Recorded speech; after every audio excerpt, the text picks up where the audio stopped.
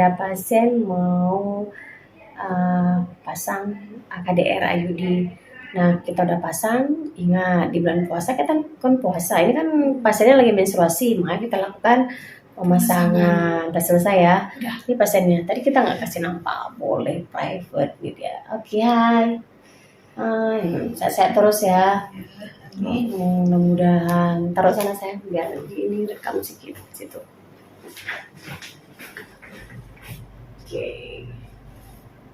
Nah, kita udah selesai. Yuk, bangun deh. Kita udah selesai. Kalian mau tanya aja apa mau tanya? Kalau saya kakak udah punya anak. Udah. Berapa anak kak? Satu.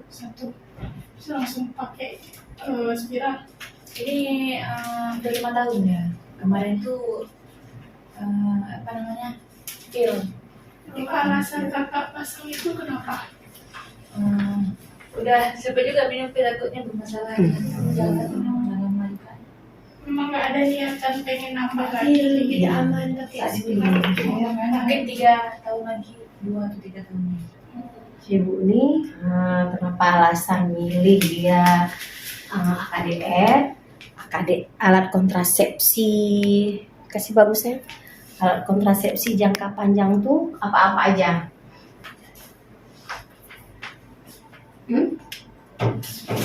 Coba sini. Alat kontrasepsi jangka panjang tuh apa aja?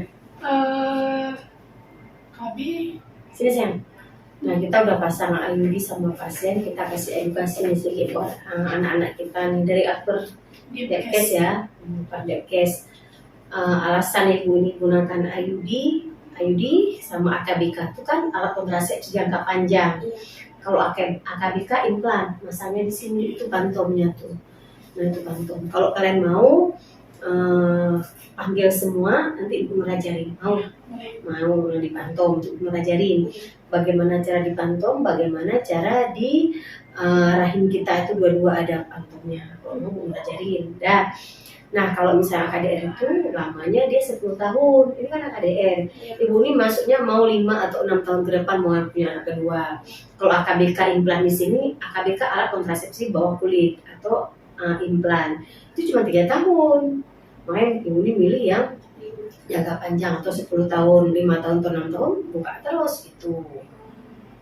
Kalau misalnya pil ini kan yang namanya kita sifat manusia lupa isi waktu.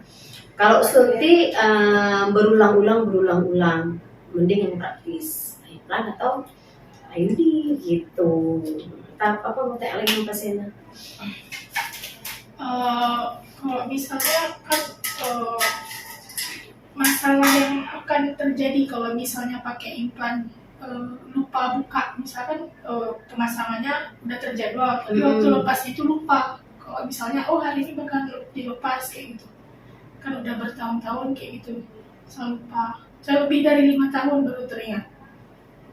Kalau terhadap alatnya, kalau di dalam tubuh tuh nggak apa-apa aja, tapi terhadap fungsi alat itu terhadap tubuh kita itu tidak ada hubungannya lagi. Jadi tetap dia terjadi kehamilan karena sudah habis masa yang ditentukan. Masa dia berfungsi untuk mencegah kehamilan udah habis. Nah, itu dia kan. Tapi kalau IUD itu dia sampai 10 tahun lebih dari itu resikonya mungkin untuk pelepasannya nanti agak sedikit ini ya, susah, lebih sulit. Kalau efek samping dari biasanya sih satu di antara 1000 atau ini terjadi perdarahan, terus karena rahim kita kan menyesuaikan dengan alat. Tidak semua alat itu bisa diterima oleh rahim kita, makanya dia terjadi perdarahan. Itu satu-satu sih, budi perdarahan, terus itu kan sensitif terhadap alat AKDR dengan rahim kita, ya buka. Itu, tapi yang lain enggak, karena yang bekerja dengan AKDR ini alatnya. Alat itu yang menghambat terjadinya pembuahan, ya kan, dalam rahim. Tapi kalau implan enggak, kalau implan dia hormonnya yang bekerja, dia hipotalamus, otak kita mencegah terjadinya kehamilan. Implan itu memang harus dipasang di sini? Iya, memang enggak bisa, tetap di pola yang sudah ditentukan di bawah kulit.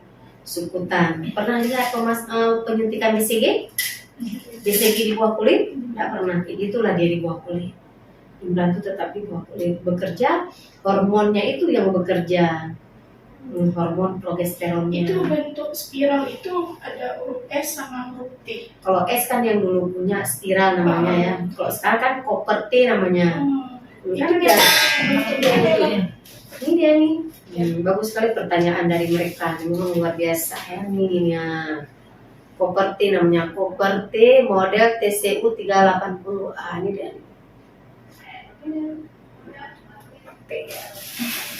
Oke, dan bentar lagi. Itu aja. Ada kasus yang sampai hamil, dia kan nempel di kepala bayi. Kayak Bu Nur bilang, kalau menjamin 100% terhadap alat kontrasepsi itu nggak bisa kita jamin. Allah punya kuasa, kun fayakun. Kalau saya pegang itu, oh ini pasti nanti nggak terjadi hamil, nggak bisa. Allah punya kuasa. Karena kenapa? Kalau Allah berkehendak semua bisa terjadi. Itu kan hanya usaha upaya kita aja. Tapi jarang terjadi, makanya kalau misalnya kedalaman rahim di bawah 543 nggak usah dipasang. Karena kenapa? Dia akan keluar sendiri, AKDR sendiri. Jadi waktu masuk sperma ya itu sendiri nanti bekerja sendiri, alat sendiri. Karena kenapa? Tidak sesuai dengan kedalamannya. Makanya dia harus sesuai SOP, standar operasional prosedur itu harus ada. Di bawah itu nggak boleh, nggak usah pasang. Dipaksa pasang terjadi kehamilan. Usah gitu. Ya kayak Bu Nur, nanti kita kontrol lagi ada nggak keluar atau USG itu. Terjadi juga sesuai SOP, kita angkat tangan kan, Allah berkehendak. Tapi kalau dipasang spiral itu tetap masih bisa halangan. Halangan setiap bulan halangan. Kayak biasa juga. Normal ya setiap bulan halangan kalau misalnya spiral itu. Setiap bulan dia halangan. Ya. Makasih ya Bu.